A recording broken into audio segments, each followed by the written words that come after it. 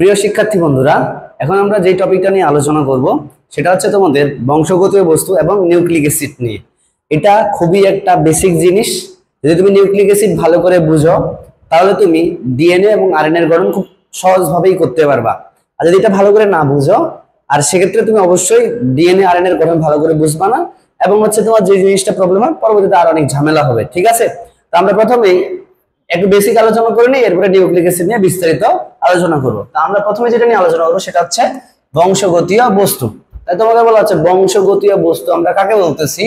বংশগতীয় বস্তু সম্পর্কে বলতে গেলে আমরা প্রথমে কয়েকটা সংজ্ঞা পড়ি। একটা হচ্ছে বংশগতি কাকে বলা হয়, তারপরে বংশগতীয় বিদ্যা কাকে বলা হয়, আর বংশগতীয় বস্তু কাকে বলা হয়। তাহলে আমরা দেখো একটা কমন ডায়লগ বলে থাকি, সন্তানটা তার বাবার মতো হয়েছে অথবা তার মায়ের মতো হয়েছে। এই যে তার পিতা মাতার বৈশিষ্ট্যগুলা, পিতা এবং মাতা, এই পিতা মাতার বৈশিষ্ট্যগুলা তার কথায় প্রবাহিত হচ্ছে তার পরবর্তী প্রজন্ম বলতে আমরা কি বলছি, সন্তান সন্ততি। ঠিক আছে, সন্ততি। ঠিক আছে, এই সন্তান সন্ততি, এই যে পিতা মাতার বৈশিষ্ট্যগুলো তার পরবর্তী প্রজন্মে স্থানান্তরিত হওয়া বা প্রভাবিত হওয়াটাকেই বলতেছি আমরা কি, বংশগতি বা হেরিডিটি। তাহলে সংজ্ঞাটা কি বললাম, পিতামাতা হতে তাদের বৈশিষ্ট্যগুলো সন্তান সন্ততি আসার প্রক্রিয়াকেই বলা হচ্ছে কি, বংশগতি বা হেরিডিটি।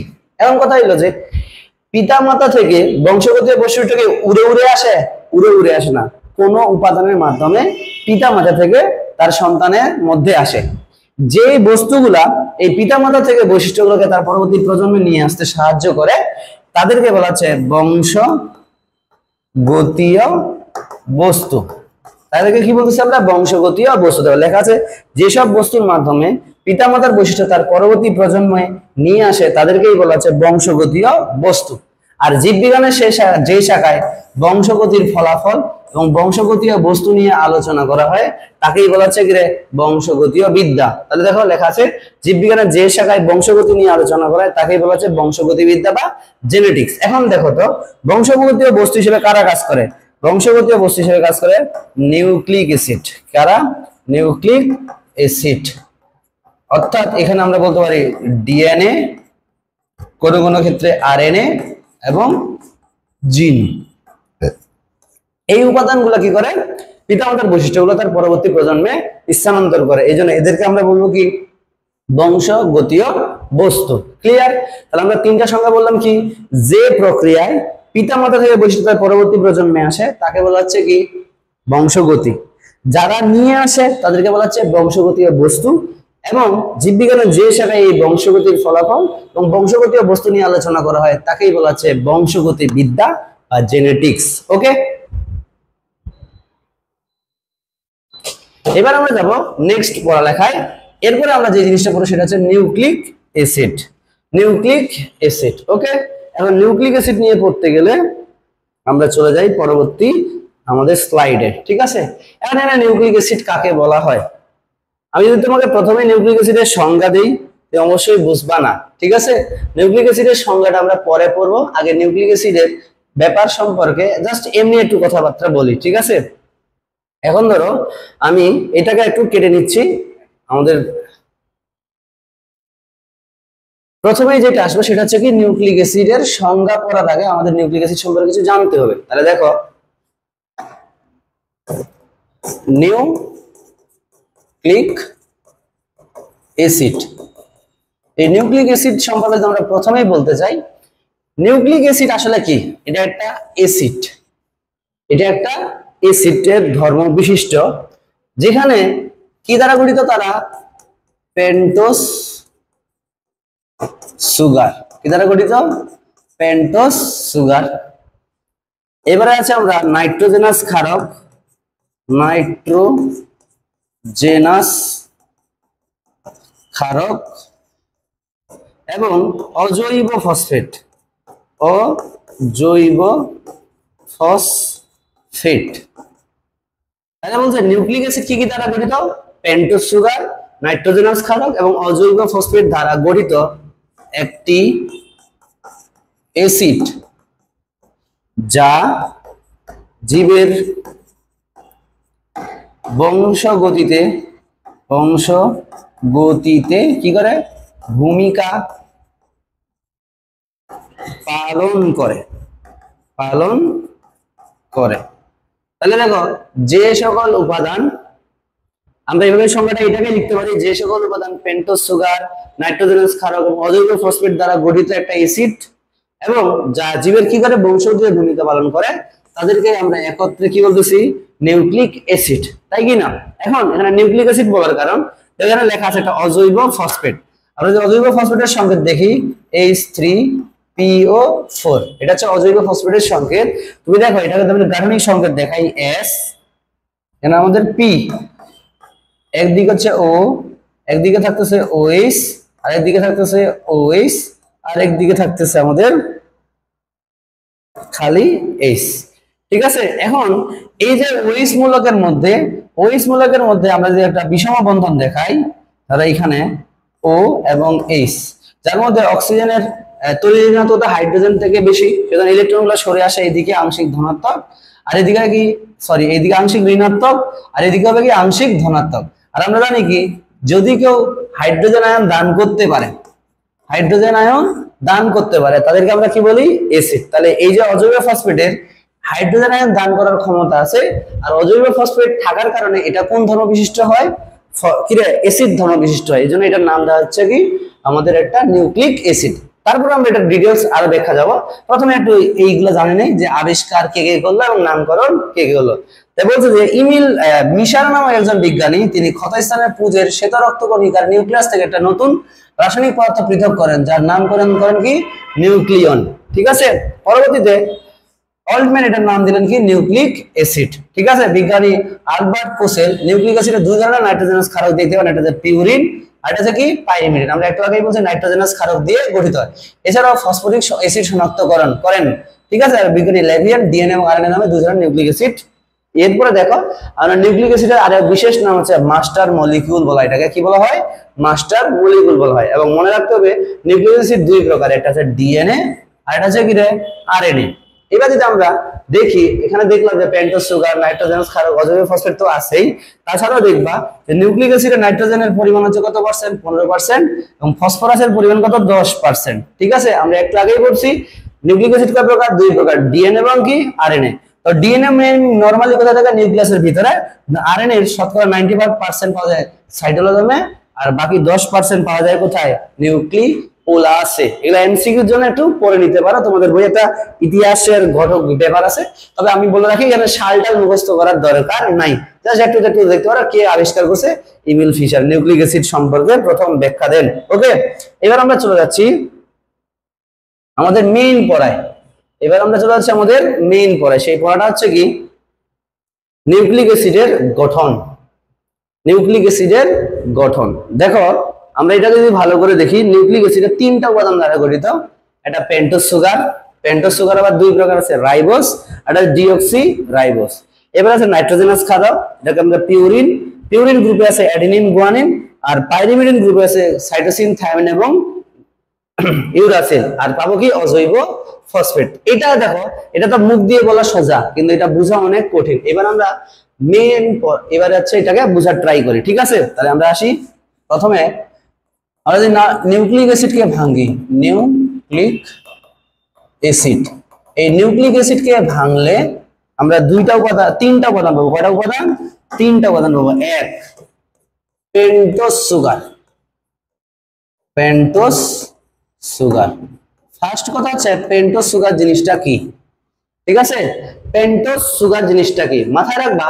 পেন্টা, পেন্টা মানে কি রে, 5, আর কার্বন বিশিষ্ট সুগার বা কার্বোহাইড্রেটকে, কার্বোহাইড্রেট 5 কার্বন বিশিষ্ট আমরা কার্বোহাইড্রেটকে আমরা কি বলতেছি, শর্করাকে বলতেছি পেন্টোজ সুগার।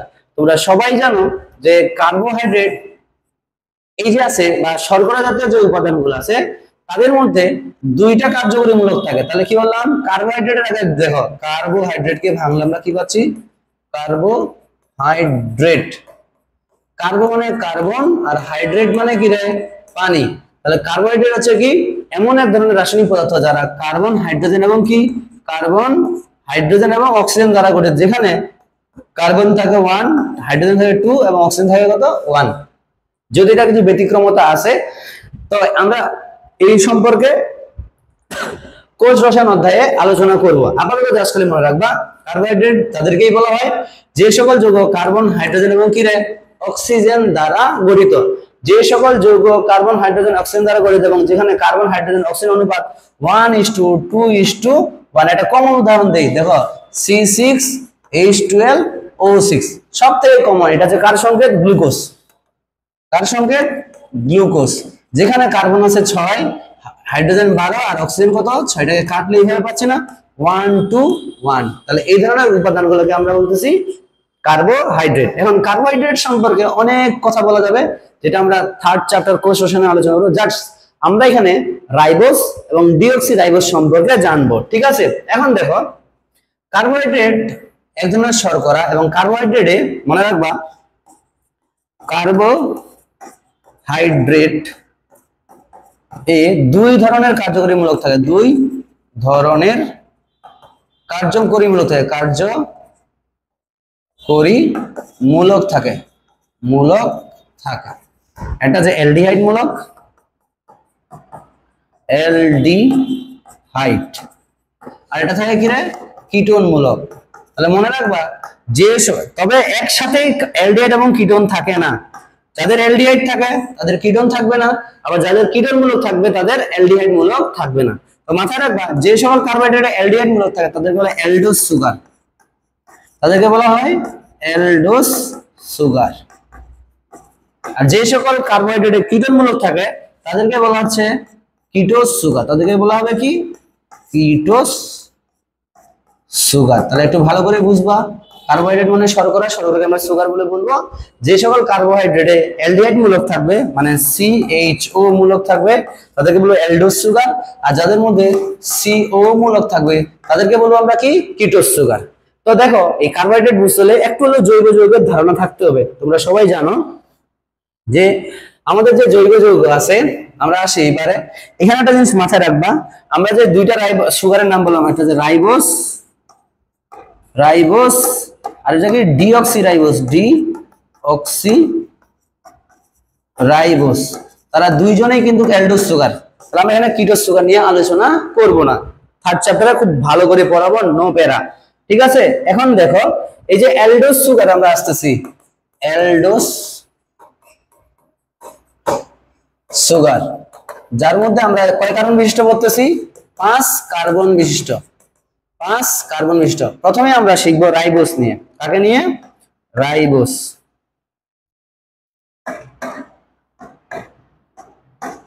প্রথমে আসি আমরা কি রাইবোজ। তাহলে দেখো আমরা রাইবোজের গঠন শিখতেছি। তোমরা সবাই জানো যে জৈব যৌগগুলোর একটা বিশেষ ধর্ম আছে, কার্বন একটা বিশেষ ধর্ম ক্যাটিনেশন, অর্থাৎ একটা কার্বন আরেকটা কার্বনের সাথে যুক্ত হয়ে হয়ে এখানে কি একটা বড় অণু তৈরি করতে পারে। তো আমরা আগেই বলছি রাইবোজ সুগার কয় কার্বন বিশিষ্ট? 5 কার্বন। তাহলে আমরা 5টা কার্বন হলো 1 2 3 4 এবং 5। কয়টা কার্বন নিলাম? 5টা। এখন বলো প্রথমে বলছে যে এখানে এটা কোন সুগার? অ্যালডোজ। অ্যালডোজ সুগারে কোন মূলক থাকবে? CHO মূলক থাকবে। কোন মূলক? CHO। তাহলে আমরা CHO মূলকটাকে কয় নাম্বার কার্বনে যোগ করব? CHO মূলকটাকে যোগ করব সবসময় 1 নং কার্বনে। কারণ আমরা জানি অ্যালডিহাইড সবসময় কত নাম্বার কার্বনে যুক্ত হয়? 1। তাহলে এই 1 নাম্বার 2 3 4 5। ওকে, তাহলে বলো এই যে এটাকে আমি একটু ভালো করে লিখতে পারি না যে COH, আমরা হাত পূরণ করব। তাহলে বলো এখানে 3টা হাত, নিচের সাথে একটা হাত, এর বেটার 2টা হাত খালি আছে, এর 2টা হাত, এর 2টা হাত খালি আছে, আর এর হাত আছে কয়টা খালি? 3টা, ঠিক আছে? এখন দেখো আমরা একটু আগে বলছি কার্বোহাইড্রেট মানে কি? কার্বোহাইড্রেট, কার্বন পানি, ঠিক আছে? পানিকে ভাঙলে আমরা কি পাবো? H+ আর কি পারে? OH-, তাই না? এখন এই যে খালি হাতগুলো আছে, এই খালি হাতে আমরা এক সাইডে দিব OH OH OH OH, আর বাকি সব হাত পূর্ণ হবে কি দ্বারা? H H H H এবং H। এই একদম সিম্পল। 5 কার্বন বিশিষ্ট শর্করা 1 নাম্বার কার্বনে দিব অ্যালডিহাইড, আর বাকি প্রত্যেকটা কার্বনে একটা দিব OH ডান দিকে, আর বাকি হাতগুলো পূর্ণ হবে কি দ্বারা? আমাদের H দ্বারা। এটাকে তুমি এইভাবে লিখতে পারো CHO CHOH CHOH CHOH, আর নিচে দেখো C 2টা হাইড্রোজেন আছে, CH2OH লিখা যাবে। দেখো আবার বলছি CHO, মানে CH একটা H আছে একটা OH, আবার 3 নাম্বার কার্বনে CH আছে OH আছে, CHOH, C আছে H আছে CHOH, বাট 5 নাম্বার কার্বনে কি আছে, C আছে একটা ও H আছে দুইটা, CH2OH।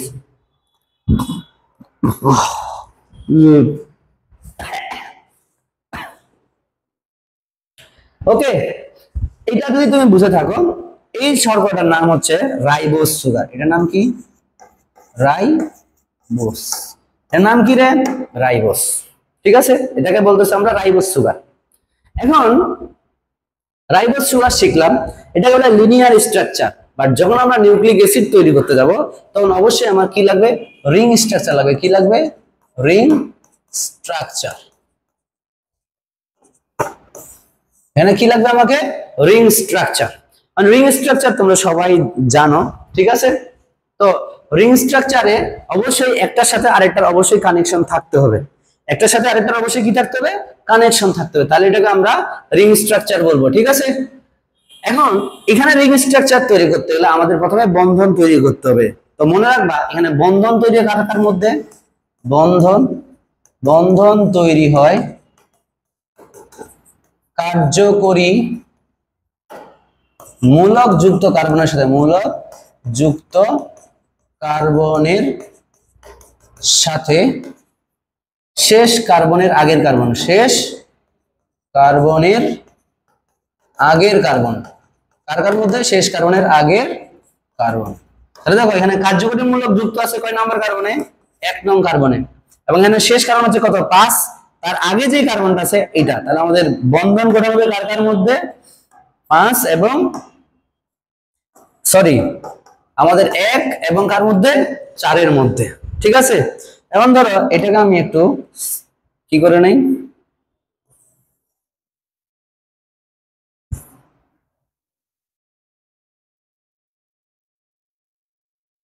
ছোট করে নেই। ঠিক আছে,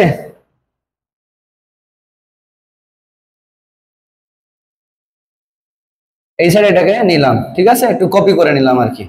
যাই হোক, এখন তুমি এখানে তাকাও, আমি তোমাদের বলছিলাম যেটা রাইবোজ, রাইবোজ সুগারের রিং আমরা কি করতে? রিং স্ট্রাকচার গঠন করব। তো তোমাকে আমরা এখানে একটা মতবাদ পড়াবো, এটাকে বলে ঘর সংসার মতবাদ। কি?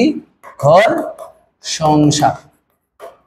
ঠিক আছে, এখন আমি যদি তোমাকে কোশ্চেন করি যে তোমার বাবা মার সংসার না, তোমার সংসার গঠন করতে হবে, তাহলে তোমার ফার্স্ট দায়িত্ব কি? তোমার ফার্স্ট দায়িত্ব হচ্ছে কি? বিয়ে করা। অবশ্যই বিয়ে করতে হবে, বিয়ে না করলে তোমার সংসার গঠনের কোনো পারমিশন নাই। এখানে আমরা বিয়ে দিব। তো আমরা বিয়ে দেওয়ার কাজটা করছি, আগেই বলছি কার মধ্যে বন্ধন তৈরি হবে সবসময়, বন্ধন তৈরি হবে সবসময় যে দেখো কার্যকরী মূলক যুক্ত কার্বনের সাথে শেষ কার্বনের আগের কার্বন, তাহলে কার্যকরী মূলক আছে 1 নাম্বার, আর শেষ কার্বন আছে কত নাম্বার কার্বনে? আমাদের 4 নাম্বার। শেষ কার্বনের আগের কার্বন হচ্ছে 4 নাম্বার। এখন ধরো এইটা আমার হচ্ছে একটা কি? বিয়ে শাদী দিব, তাহলে 1 নাম্বারটাকে ধরে নিলাম আমরা ছেলে, আর এই 4 নাম্বার এখানটাকে ধরে নিলাম আমরা মেয়ে। 1 নাম্বারকে ধরে নিলাম আমরা ছেলে এবং 4 নাম্বারকে ধরে নিলাম আমরা মেয়ে। তোমরা সবাই জানো যে আমাদের বিশেষ করে হিন্দু ফ্যামিলিতে বা যে কোনো ফ্যামিলিতে এখন বর্তমানে খুব বেশি প্রচলন, সেটা হচ্ছে কি? মেয়ের বাড়ি থেকে ছেলের বাড়িতে কিছু কি দেওয়া হয়? গিফট বা যৌতুক দেওয়া হয়, যেটাকে আমরা সুন্দর ভাষায় বলি যৌতুক। আসলে এটা সুন্দর ভাষা বলা যাবে না, ঠিক আছে, যৌতুক। তাহলে দেখো এই 4 নাম্বার কার্বনের এখান থেকে একটা হাইড্রোজেনকে আমরা যৌতুক হিসেবে এই জায়গায় দিয়ে দিলাম, কারণ এই জায়গার হাত ভাঙবে, ভেঙে একটা কার্বনের হাত খালি হবে, একটা অক্সিজেনের হাত খালি হবে। ঠিক আছে, তো এই হাইড্রোজেনটা আমার কি হবে? যৌতুক হিসেবে চলে গেল কোথায়? এই জায়গায়। তো যখন হাইড্রোজেন ওখানে যুক্ত হইলো, তাহলে স্বাভাবিকভাবে এই হাইড্রোজেনটা আমার কি হবে রে? উপরে চলে গেল, এই হাইড্রোজেনটা উপরে চলে গেল। তাহলে দেখো তো এই জায়গায় যে হাইড্রোজেনটা ছিল, এই হাইড্রোজেন চলে গেল ওইখানে, তাহলে এই অক্সিজেনের একটা হাত খালি হইলো। আর এখানে যে হাত ভাঙছিল, ভাঙ্গার ফলে অক্সিজেনের একটা হাত খালি হয়েছে, কার্বনের একটা হাত খালি হয়েছে, তাই কিনা? এই কার্বন আসে এই অক্সিজেনের সাথে যুক্ত হয়ে গেল। তাহলে দেখো তাদের মধ্যে একটা সম্পর্ক তৈরি হলো, কি? বিবাহ সম্পর্ক বা হাজবেন্ড ওয়াইফের সম্পর্ক। এখন তাদের বিয়ে হয়ে গেছে, এখন আমরা কি বানাবো? ঘর বানাবো। কি বানাবো? এই জিনিসটাকে ঘর বানাবো। ওকে, তাহলে আমি আবার বলতেছি কি হইলো? প্রথমে 4 নাম্বার কার্বনের যে OH ছিল সেখান থেকে আমরা একটা H হুন্ডা কি দিলাম? হুন্ডা আমরা কি করলাম, গিফট করলাম, কি করলাম, হুন্ডা গিফট করলাম। তো এই হুন্ডা যখন উপরে চলে গেল, এই হাত খালি, তখন এই কার্বনের অক্সিজেনের একটা হাত খালি আর কার্বনের একটা হাত খালি আসে যুক্ত হয়ে গেল। এখন আমরা এটাকে কি বানাবো, ঘর। সবাই জানো ঘরের কি থাকে, দুইটা চালা থাকে, আমরা দুই চালা ঘর বানাবো, ঠিক আছে, দেওয়াল থাকে এবং তার হচ্ছে কি থাকে, বেস থাকে, এই একটা ঘর। এখন তুমি দেখো বন্ধন তৈরি হয়েছে কার কার মধ্যে, বন্ধন তৈরি হয়েছে 1 নম্বরের কার্বনের সাথে 4 নম্বর কার্বনের। তো মাথায় রাখবা এই বন্ধনের মধ্যে জয়টা কার্বন থাকবে, ঘরের মধ্যে বাহু থাকবে একটা বেশি। তাহলে দেখো কয়টা কার্বন আছে বন্ধনের মধ্যে, বাহু আছে, কার্বন আছে 1 2 3 4, 4টা আছে, তাহলে বাহু থাকবে কয়টা, একটা বেশি। তাহলে আমরা 1 2 3 4 5 এটাকে সুন্দর করে বলে দিছি, দুইটা চালা নিবা, দুইটা দেওয়াল নিবা, আর নিচে তো মাটি আছেই। এখন ধরো এই যে 1 নম্বর কার্বন এবং 4 নম্বর কার্বন তারা যুক্ত হয়েছে মূলত একটা অক্সিজেন দ্বারা। কি দ্বারা যুক্ত হয়েছে, অক্সিজেন দ্বারা যুক্ত হয়েছে। তাহলে এখানে কিন্তু কোনো কার্বন থাকবে না, এখানে কি আছে, অক্সিজেন। তাহলে এইদিকে ধরলাম আমি 1, এটা আমি ধরলাম 2, এটা আমি ধরলাম 3, এটা আমি 4 নম্বর কার্বন, ঠিক আছে। তো ধরে রাখো এদের বাড়িতে ডিশ লাইন নাই, এদের জন্য, এদের বাড়িতে টিভি দেখার জন্য কি আছে, অ্যান্টেনা। এটা হলো আমার কি 5 নাম্বার কার্বন। কথা ক্লিয়ার? তাহলে কি বললাম, 1 2 3 4, এটা হচ্ছে 5 নাম্বার কার্বন। তো উল্টা দিকে হিসাব করতে 1 2 3 4, তাহলে উপরের দিকে আমরা কি দিব, একটা অ্যান্টেনা দিব। এবার দেখো এই অক্সিজেনের দুইটা হাত পূর্ণ হয়ে গেল, একটা দুইটা, এই কার্বনের হচ্ছে একটা হাত পূর্ণ, দুইটা হাত পূর্ণ, আর দুইটা হাত কি আছে, খালি। এই কার্বনের ক্ষেত্রে আমাদের কি আছে, দুইটা হাত খালি, এখানে দুইটা হাত খালি, এখানে একটা হাত খালি, আর এই কার্বনের আমাদের 3টা হাত খালি আছে, তাই না? তাহলে এবারে হাতগুলোকে পূর্ণ করতে হবে। হাতগুলোকে পূর্ণ করতে হলে দেখা যাবে যে এই যে শিকল গঠনের যারা ডান দিকে আছে, যারা ডান দিকে আছে তাদেরকে সবাইকে আমরা বামে নিব। তাহলে এখানে দেখো OH ডানে, মানে OH নিচে, উপরে H। 2 নম্বর কার্বনের ডান দিকে আছে কি রে, OH, এটা নিচে যাবে, এটা হলো H। 3 নম্বর কার্বনের ডান দিকে আছে OH, এটা যাবে নিচে, এটা হলো কি, H। আর 4 নম্বর কার্বনে দেখো OH তো চলে গেছে, O এখানে চলে গেছে, আর খালি একমাত্র পড়ে আছে H। আর 5 নম্বর কার্বনে একটা আছে OH, H এবং H। এটা হচ্ছে আমাদের রিং স্ট্রাকচার। কি রিং, রাইবোস। রাইবোজের কোন গঠন, রিং, ঠিক আছে। কথা কি ক্লিয়ার নাকি ভেজাল আছে? তাহলে আমি এই জিনিসটা আবার ক্লিয়ার করি যে প্রথমে আমরা কি করব, 4 নম্বর থেকে প্রথমে হচ্ছে কার্বনের একটা পাই বন্ধন ভাঙবে, কার্বন অক্সিজেনের মধ্যে যে পাই বন্ধন ছিল সেটা ভাঙবে, ভাঙার ফলে কার্বনের একটা হাত খালি হবে আর অক্সিজেনের একটা হাত খালি হবে। এবার 4 নম্বরের OH থেকে হুন্ডা মানে H আর সেখানে যুক্ত হবে, আর কার্বনের যে হাতটা খালি হলো তার সাথে আমাদের অক্সিজেন একটা কি করবে, বন্ধন তৈরি করবে, নতুন বন্ধন। এই বন্ধন করার পরে আমরা এটাকে রিং এর মধ্যে স্থাপন করব। মাথায় রাখবো বন্ধনের মধ্যে জয়টা কার্বন থাকবে, এখানে আমাদের হাত সংখ্যা দিব তার থেকে একটা বেশি, ঠিক আছে, 1 2 3 4 5, কিন্তু 5 নাম্বার কার্বন চলে যাবে অ্যান্টেনা হিসেবে, ওকে। এবং রিং স্ট্রাকচারের ডান দিকে যারা থাকবে তারা চলে যাবে নিচে, আর যারা বাম দিকে থাকবে তারা চলে যাবে উপরে, ওকে। তাহলে এটা গেল রাইবোজের হচ্ছে শিকল গঠন, আর এটা হচ্ছে গেল রাইবোজের কি, আমাদের রিং স্ট্রাকচার। এখন আমরা এখানে যদি বলি ডিঅক্সিরাইবোজ, ডিঅক্সিরাইবোজ, কারণ ডিঅক্সিরাইবোজ রাইবোজের মতোই, জাস্ট নামের সাথে মিল আছে। ডি মানে কি, অপসারণ, আর অক্সি মানে কি, অক্সিজেন। অর্থাৎ যদি আমি রাইবোজের থেকে 2 নাম্বার কার্বনে যদি আমি OH এর জায়গায় শুধুমাত্র একটা H বসাই, অর্থাৎ এখানে কোনো হাইড্রোজেন মানে OH থাকবে না, খালি থাকবে কি, হাইড্রোজেন, তখন তার নাম হয়ে যাবে ডিঅক্সিরাইবোজ। তাহলে আমি এই সাইডটাতে আঁকা ট্রাই করি ডিঅক্সিরাইবোজ। তাহলে দেখো ডিঅক্সিরাইবোজ কি হবে, আগের মতোই, এখানে প্রথমে CHO মূলক থাকবে, C, বাকি হাতগুলো আমরা খালি রাখি আপাতত।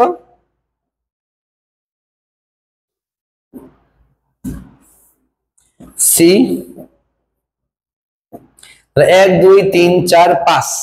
তাহলে রাইবোজের 2 নাম্বার কার্বনে আছে OH, বাট ডিঅক্সিরাইবোজে থাকবে খালি H এবং H। তাহলে এদিকে আগে যা আছে তাই OH OH OH, আর বাকি হাত কি H H H এবং H, ঠিক আছে। এটার নাম হয়ে গেল কি, ডিঅক্সিরাইবোজ, রাইবোজ, ওকে, ডিঅক্সিরাইবোজ। এরপরে কথাটা হচ্ছে যে রিং স্ট্রাকচার দেখে সবই সেম আছে, জাস্ট এই জায়গায় OH এর জায়গায় থাকবে কি রে, H, তখন তার নাম হয়ে যাবে ডিঅক্সিরাইবোজ। তাহলে আমরা পেন্টোজ সুগার নিয়ে সব ঝামেলা খামেলা শেষ করে দিলাম। ঠিক আছে, এখন দেখো, এখন আমরা আসি কোথায়, বইয়ের ওই আমাদের স্লাইডের মধ্যে রাইবোজ আর ডিঅক্সিরাইবোজ আমরা জানে ফেলছি। এবার আসি কি নাইট্রোজেনাস ক্ষারক। নাইট্রোজেনাস ক্ষারক হিসেবে দুই ধরনের নাইট্রোজেনাস ক্ষারক থাকে, একটা পিউরিন আর একটা হচ্ছে কি রে, পাইরিমিডিন। এটা হচ্ছে আমাদের পেন্টোজ সুগার 5 কার্বন বিশিষ্ট, এটা হচ্ছে ডিঅক্সিরাইবোজ আর এটা হচ্ছে কি রাইবোজ। দেখো রাইবোজের 2 নাম্বার কার্বনে OH আছে আর ডিঅক্সিরাইবোজের 2 নাম্বার কার্বনে OH এর জায়গায় শুধুমাত্র H আছে। ক্লিয়ার? এবার দেখো আমরা আসি নাইট্রোজেনাস ক্ষারক। আর নাইট্রোজেনাস ক্ষারক কাদেরকে বলা হচ্ছে? নাইট্রোজেন দ্বারা গঠিত ক্ষার ধর্ম বিশিষ্ট যে যৌগগুলো আছে তাদেরকে আমরা বলতেছি নাইট্রোজেনাস ক্ষারক। এখন এই নাইট্রোজেনাস ক্ষারক হচ্ছে 2 প্রকার। কয় প্রকার? 2 প্রকার। একটা হচ্ছে পিউরিন আর একটা হচ্ছে কি পাইরিমিডিন। একটা হলো কি পিউরিন আর একটা হচ্ছে কি পাইরিমিডিন। দেখো পিউরিন, এই পিউরিন এবং পাইরিমিডিন। পিউরিন কি, তুমি একটু গঠনটা দেখো তো, এখানে কয়টা বলয় আছে? একটা, দুইটা। সেম পিউরিনের ক্ষেত্রে এখানেও কয়টা আছে? দুইটা। অভ্যন্তরীণ গঠনের পরিবর্তন। পাইরিমিডিনে আছে কি একটা রিং। এখানে বেশি কিছু জানা লাগবে না, মনে রাখবা 2 রিং বিশিষ্ট নাইট্রোজেনাস ক্ষারককে নাইট্রোজেনাস ক্ষারককে বলা হয় কি রে? Purine group, purine. ঠিক আছে, এবং পিউরিন হিসেবে আমরা উদাহরণ মাত্র 2টা, একটা অ্যাডিনিন আর এটা হচ্ছে কি রে, গুয়ানিন। অ্যাডিনিন আর একটা হচ্ছে কি গুয়ানিন। আর পাইরিমিডিনের বেলায় বলবো কি 1 রিং বিশিষ্ট, 1 রিং বিশিষ্ট নাইট্রোজেনাস ক্ষারককে বলতেছি আমরা পাইরিমিডিন। দেখো পাইরিমিডিন কটা আমাদের কি? সাইটোসিন, থায়ামিন আর কি আছে? ইউরাসিন। এমসিকিউতে প্রশ্ন আসতে পারে, নিচের কোনটি পিউরিন? তোমাদের অ্যাডেনিন, গুয়ানিন। আর নিচের কোনটি পাইরিমিডিন? তখন তুমি বলবে কি রে? সাইটোসিন, থায়ামিন এবং ইউরাসিন। ওকে, এখান থেকে আর কিছু করার দরকার নাই। তোমাদের বইয়ে একটা অংশ আছে যে পিউরিন পাইরিমিডিনের নামকরণ কি। তুমি যদি নামকরণটা কই থেকে আসতো, তাহলে এখান থেকে থাইমাস গ্ল্যান্ড থেকে 2টা জিনিস, থাইমাস থেকে আসে থায়ামিন আর গ্ল্যান্ডকে আমাদের অ্যাডিনিন নামে, অ্যাডিনো। এই অ্যাডিনো থেকে আসছে অ্যাডিনিন। ঠিক আছে, অ্যাডিনো গ্ল্যান্ড থেকে আসছে অ্যাডিনিন আর থাইমাস থেকে আসছে থায়ামিন। আর গুয়ানিন যে নামটা আসছে, এটা একটা মজার ঘটনা আছে। বলছে যে গুয়ানিন নামটা আসছে এরকম করে, উড়ন্ত পাখির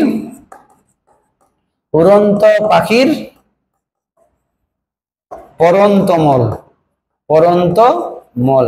অর্থাৎ সি বার্ড আছে না, সি বার্ড, সমুদ্রের উপরে যে উড়ে পাখিগুলা, তারা যখন কি মলত্যাগ করে, ওই মলত্যাগটা পড়াটাকেই বলতেছে আমরা হচ্ছে ওখান থেকে আসছে, নামটা আসছে কি গুয়ানিন। তাহলে এখানে বলছে যে গুয়ানো থেকে শব্দটা আসছে গুয়ানিন। ঠিক আছে, মনে রাখবো গু থেকে গুয়ানিন।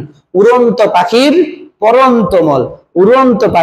পরন্তমল, গু থেকে আসছে গুয়ানিন নাম। ঠিক আছে, এবারে সেল থেকে আসছে সাইটোসিন, সেল থেকে নামটা আসছে কি সাইটোসিন। ঠিক আছে, আর ইউরাসিলের নামটা একটু দেখে নিও, সমস্যা নাই। ওকে, এই হচ্ছে আমাদের নামকরণের যথার্থতা। ঠিক আছে, এবার যেটা যাবো সেটা অজৈব ফসফেট। আমি তোমাদের অজৈব ফসফেট বলে দিছি। ফসফেট হচ্ছে এরকম H3PO4, যেখানে একযোজী হাইড্রোক্সিল মূলক থাকে এবং দ্বিযোজী অক্সিজেন পরমাণু রয়েছে এবং 5যোজী ফসফরাসের সাথে যুক্ত। আমি গঠনটা একটু আগেই দেখাইলাম। ফসফরিক অ্যাসিডের গঠনটা কি রকম?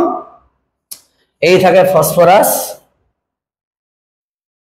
ধরো এই হচ্ছে কি ফসফরাস, যার একটা হাতে থাকে অক্সিজেন, একটা হাতে থাকে OH, আর একটা হাতে থাকে OH আর একটা দিকে খালি H। তাহলে দেখো 5টা হাত পূর্ণ হয়েছে আর অক্সিজেনের 2টা হাত এদিকে যা আছে তাই। ঠিক আছে, এই হচ্ছে ফসফরিক অ্যাসিডের গাঠনিক সংকেত। আর এখানে তারা একটা ফসফরিক অ্যাসিড একটা H+ আয়ন দান করতে পারে বলে এটা হচ্ছে কোন ধর্ম বিশিষ্ট?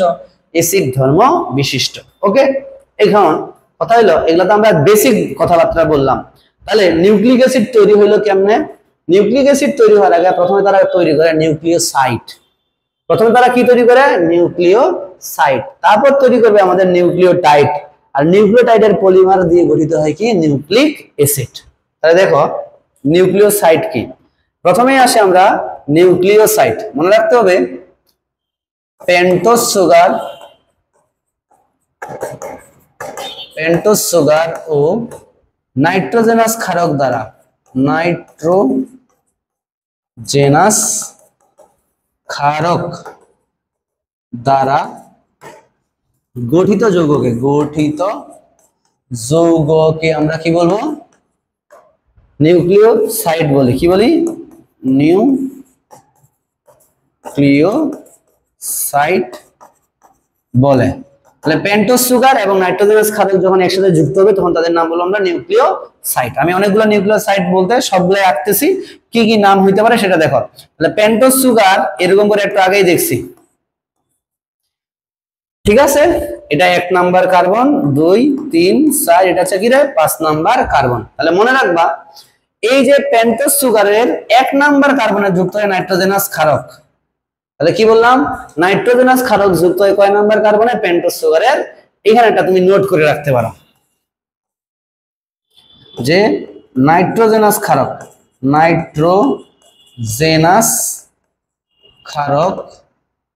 পেন্টোজ সুগারের 1 নং কার্বনে যুক্ত হয়, 1 নং কার্বনে যুক্ত হয়। কত নম্বর কার্বনে? 1 নাম্বার কার্বনে। যখন এই 1 নাম্বার কার্বনে যুক্ত হয় তখন এই পুরো যৌগটাকে বলা হচ্ছে নিউক্লিওসাইড। এর নাম হয়ে যায় কি? নিউক্লিওসাইড। এখন ধরো আমি পেন্টোজ সুগার হিসেবে যদি আমি রাইবোস নিই, কি নেই? রাইবোস নিলে ধরো এখানে আমার পেন্টোজ সুগারের সাথে অ্যাডিনিন যুক্ত আছে, তাহলে তার নাম হবে অ্যাডিনোসিন। কথাটা বুঝতে পারছি? রাইবোস সুগারের সাথে যদি অ্যাডিনিন যুক্ত হয় ওই নিউক্লিওসাইডটার নাম হবে কি রে? অ্যাডিনোসিন। যদি আমার এখানে পেন্টোজ সুগারে আমাদের গুয়ানিন যুক্ত হইতো তাহলে তার নাম হইতো কি? গুয়ানোসিন। যদি আমার পেন্টোজ সুগারের সাথে রাইবোজের সাথে সাইটোসিন যুক্ত হইতো তার নাম হইতো সাইটিডিন। কি হইতো? সাইটিডিন। আবার যদি আমার রাইবোজ সুগারের সাথে ইউরাসিল যুক্ত হইতো তার নাম হইতো কি?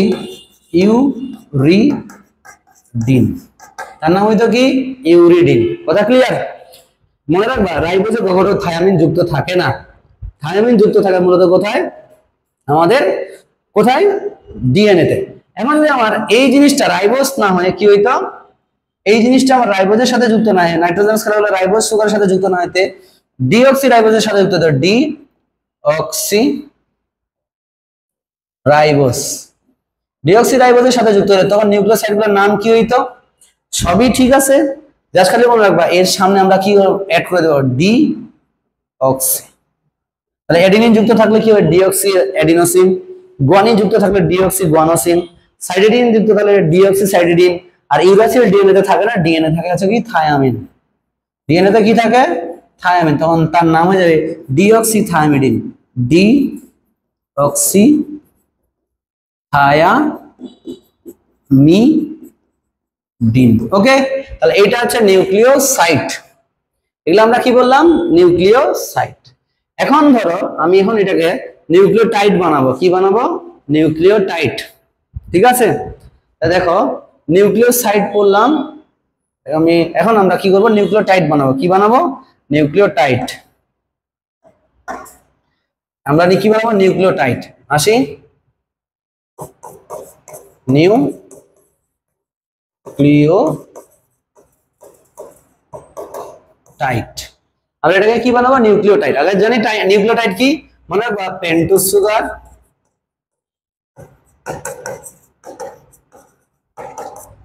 নাইট্রোজেনাস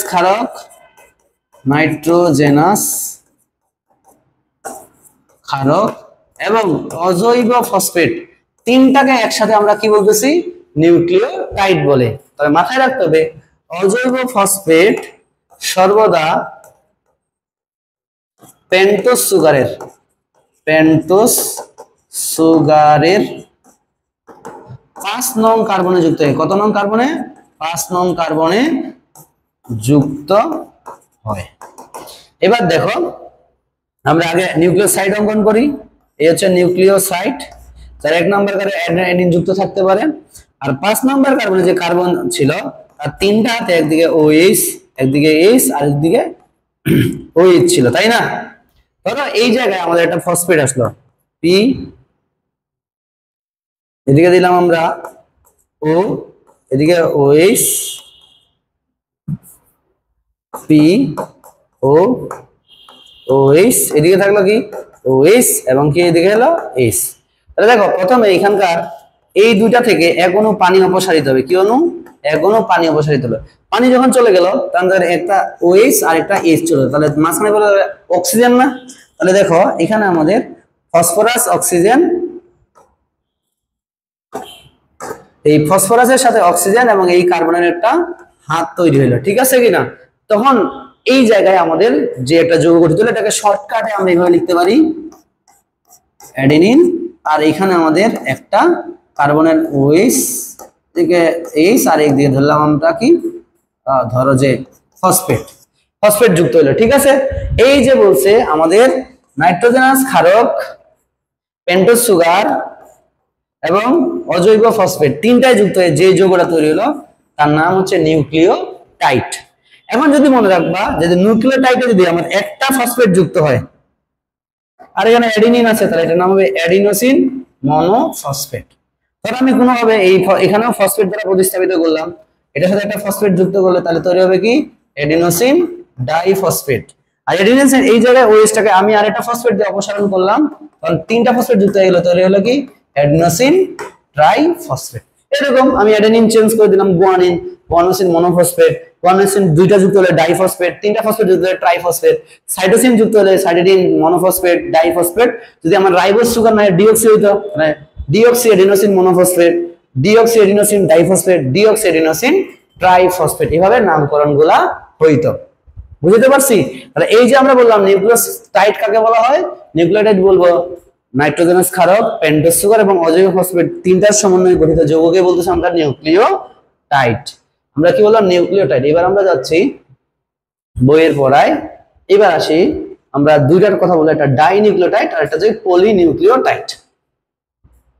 এখন ডাইনিউক্লিওটাইড কেমনে গঠিত হইলো? ডাই মানে কি দুইটা, ডাই মানে হচ্ছে কি রে দুই, আর নিউক্লিওটাইড মানে তো বুঝোই যেটা গঠন করলাম। তাহলে আমরা দুইটা নিউক্লিওটাইড নিলাম। এখানে দেখো এদিকে H, এদিকে OH, OH, এদিকে H, এদিকে হচ্ছে আমাদের কি OH, আর এদিকে H, এদিকে H, আর এদিকে হচ্ছে আমাদের কি ধরো একটা অজৈব ফসফেট আছে সেম। এখানে আমরা নিলাম একদিকে নিলাম কি H, আর এদিকে হচ্ছে আচ্ছা OH না, এখানে আমরা অ্যাডিনিন, এখানে দেখি গুয়ানিন, এদিকে OH, এদিকে H, এটা আমি জাস্ট দেখাচ্ছি OH, এদিকে আছে H মানে H, আর এখানে আছে একটা অজৈব ফসফেট, ঠিক আছে? ধরো এখানে কিভাবে গঠিত হয় যদি আমি এখানে একটা বিস্তারিত দেখাই, তাহলে এখানে আমাদের কি আছে সেম, এখানে ফসফরাস, একদিকে আছে অক্সিজেন, একদিকে H, আর একদিকে আমাদের H, OH, আর এদিকে আছে OH। এই দুই OH থেকে পানি অপসারিত হবে, পানি অপসারিত হয়ে এখানে একটা বন্ধন তৈরি হবে, যেই বন্ধনটাকে বলি আমরা ফসফেট বন্ধন। যখন এরকম দুইটা নিউক্লিওটাইড একটার 3 এবং একটার 5 নাম্বার কার্বনের মধ্যে ফসফেট বন্ধন দ্বারা যুক্ত হয়, সেই যৌগটাকেই বলা হচ্ছে ডাই নিউক্লিওটাইড, ডাই নিউক্লিওটাইড। এটার নাম হবে কি ডাই নিউক্লিওটাইড। ওকে, এটার নাম হবে কি ডাই নিউক্লিওটাইড। এখন পলিনিউক্লিওটাইড আমরা বলবো কি পলি মানে কি বহু, পলি মানে কি বহু। এরকম যখন আমরা দুইয়ের বেশি কি করব, আর আমি এটাকে মিটার রাখতেছি, এখানে যে আমি দুইয়ের বেশি 1 2 এরকম করে 3, ঠিক আছে? পলিনিউক্লিওটাইড একটার 3 এবং একটার 5 কি যুক্ত হবে ফসফেট বন্ড, একটার 3 আর একটার 5 কি দ্বারা যুক্ত হবে ফসফেট বন্ড দ্বারা যুক্ত হবে। এটাকে আমি অ্যাডেনিন, গুয়ানিন, সাইটোসিন যা ইচ্ছা দেই, ঠিক আছে? এটাকেই হচ্ছে কি পলিনিউক্লিওটাইড। এখন এই পলিনিউক্লিওটাইডের যে চেইনটা আছে না, এই চেইনটাকেই বলতেছি আমরা কি রে নিউক্লিক অ্যাসিড। যদি চেইনটা এক সূত্রক হয়, এক সূত্রক তখন তাকে বলা হবে আরএনএ, এবং সেখানে অবশ্যই কি থাকতে হবে, রাইবোজ সুগার। আর যদি এটা চেইনটা দ্বিসূত্রক হয় তাহলে এটাকে বলবো আমরা কি রে, ডিএনএ। এখন যেখানে রাইবোজ সুগার হিসেবে থাকবে কি, ডিঅক্সি রাইবোজ সুগার। ঠিক আছে, যেখানে পেন্টোজ সুগার হিসেবে থাকবে, এখানে পেন্টোজ হিসেবে থাকবে কি, রাইবোজ, আর এখানে থাকবে কি, ডিঅক্সি রাইবোজ। আমরা নেক্সট দিন অবশ্যই ডিএনএ এবং আরএনএ সম্পর্কে খুব ভালো করে পড়বো। এখানে এটুকু পর্যন্তই বেসিক। ধন্যবাদ সবাইকে।